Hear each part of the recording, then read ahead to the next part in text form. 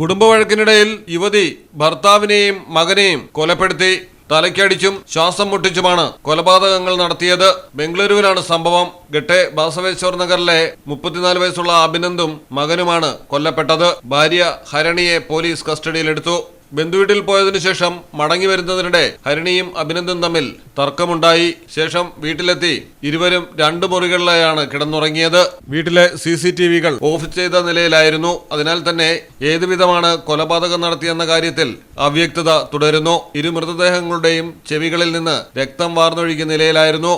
ആദ്യം കുറ്റസമ്മതം നടത്താതിരുന്ന ഹരിണി പിന്നീട് മൊഴി മാറ്റുകയായിരുന്നു. തവി പോലെയുള്ള ഉപകരണം ഉപയോഗിച്ച് തലയ്ക്കടിച്ചും തലയണയമർത്തിയുമാണ് കൊലപ്പെടുത്തിയിരിക്കുന്നതെന്നാണ് പ്രാഥമിക നിഗമനം.